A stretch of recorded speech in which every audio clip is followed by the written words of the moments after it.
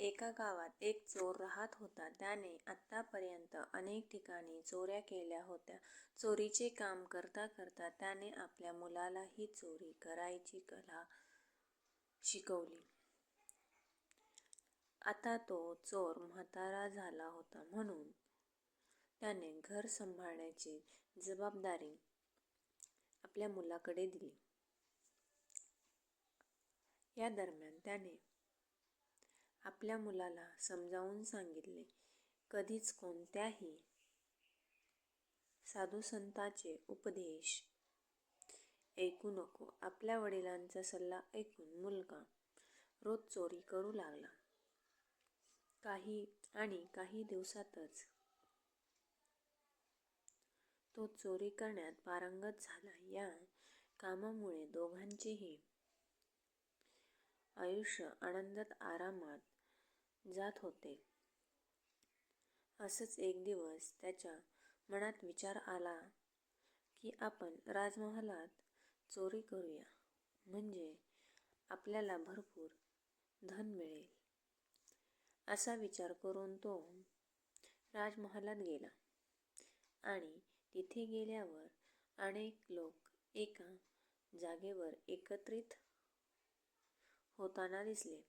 म्हणून त्याने एका व्यक्तीला विचारले तर कळाले की आज राजमहालात एक संत प्रवचन देत आहेत.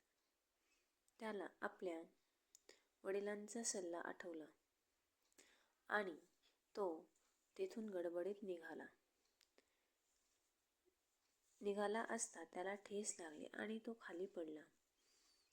त्याच्या बोटाला चांगलीच दुखापत झाली होती. त्यामुळे तो काही वेळ जागेवरच बसून राहिला. या दरम्यान संतांचे काही विचार त्याच्या कानावर पडले. संत सांगत होते की कधीच कोणाशी खोटे बोलू नका आणि आपण ज्याचे अन्न खाल्ले आहे त्याचे कधीही वाईट करू नका.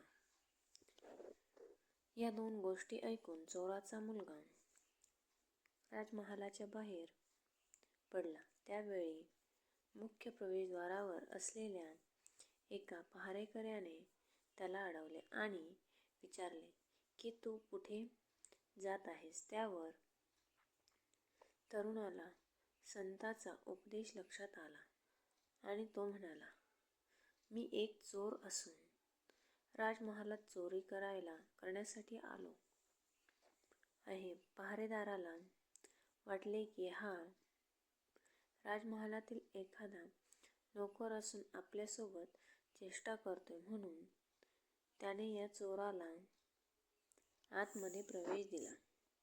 आतमध्ये जाताच त्याने पटापटा मौल्यवान वस्तूंची चोरी केली आणि बाहेर पडण्यासाठी निघाला.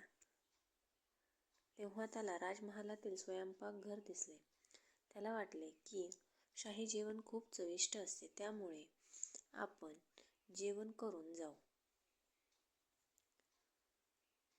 तो लगेच स्वयंपाकघरात गेला आणि जेवण केले. त्यानंतर त्याला संतांनी सांगितलेली दुसरी गोष्ट लक्षात आली. त्यामुळे त्याने चोरी केलेल्या सर्व वस्तू तिथेच ठेवल्या आणि महालातून बाहेर जाऊ लागला. तितक्यात राजाच्या एक सेवकाने त्याला पाहिले. सेवकाच्या लगेच लक्षात आले की हा व्यक्ती बाहेरचा असून येथे चोरी करण्यासाठी आला आहे. म्हणून या सेवकाने चोराला पकडून राजासमोर आणले.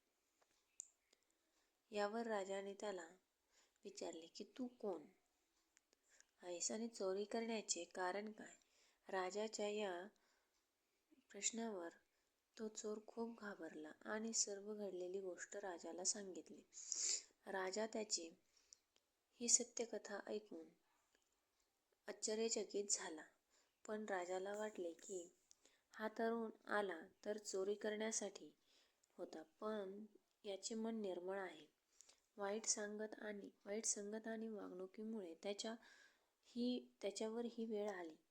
राजाला त्याचा निर्मळपणा फार आवडला. त्याने या चोराला माफ केले आणि त्याला राजमहालात पहारेदार म्हणून कामावर ठेवले. कथेची शिकवण: आपण कधीच वाईट संगतीत राहू नये. वाईट संगतीमुळे आपण चुकीचे काम करतो. आपल्याला ज्या ठिकाणी चांगल्या गोष्टी ऐकायला मिळतील त्या नक्की ऐका. ज्ञान ही एकमेव गोष्ट आहे जी आयुष्यात आपल्याला यशस्वी बनवते.